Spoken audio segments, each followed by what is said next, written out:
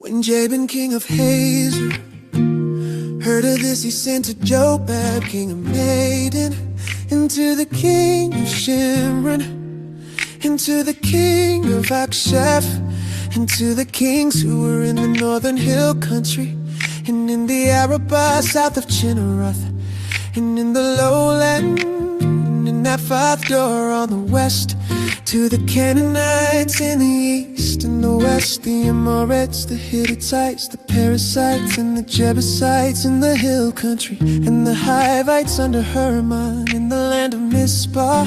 And they came out with all their troops, a great horde, in number like the sand that is on the seashore, with very many horses and chariots. And all these kings joined their forces and came and encamped together at the waters of Merom to fight against Israel. Hey.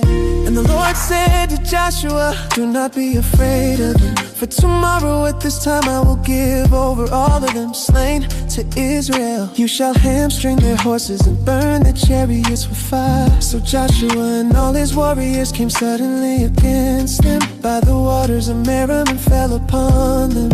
And the Lord gave them into the hand of Israel, who struck them and chased them as far as Great Sidon and Misrephoth-maim, and eastward as far as the valley of Mizpeh. And they struck them until he left none remaining. And Joshua did to them just as the Lord said to him. He hamstrung their horses and burned their chariots with fire. And Joshua turned back at that time and captured Hazor and struck his king with the sword. For Hazor formerly was the head of all those kingdoms. And they struck with the sword all who were in it, devoting them to destruction. There was none left that breathed. And he burned Hazor with fire, and all the cities of those kings and all their kings Joshua captured and struck them with the edge of the sword, devoting them to destruction, just as Moses the servant of the Lord had commanded. But none of the cities that stood on mounds did Israel burn, except Hazor alone that Joshua burned. And all the spoil of these cities and the livestock the people of Israel took for their plunder. But every man they struck with the edge of the sword until they had destroyed them. And they did not leave any who breathed, just as the Lord had commanded Moses his servant. So Moses commanded Joshua, and so Joshua did. He left nothing undone of all that the Lord had commanded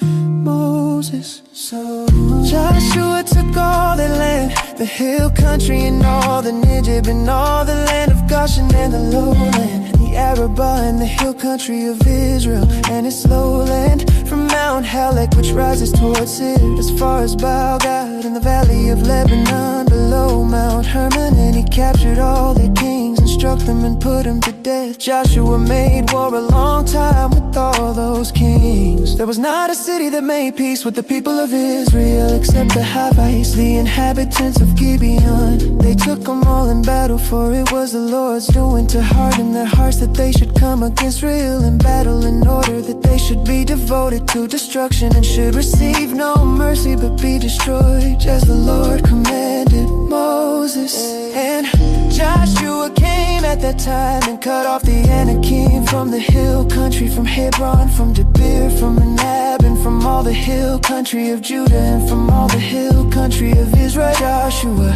devoted them to destruction with their cities. There was none of the Anakim left in the land of the people of Israel. Only in Gaza and Gath and in Ashdod did some remain. So Joshua took the whole land, according to all that the Lord has spoken to Moses. And Joshua gave it for an inheritance to Israel, according to their tribal allotments. And the land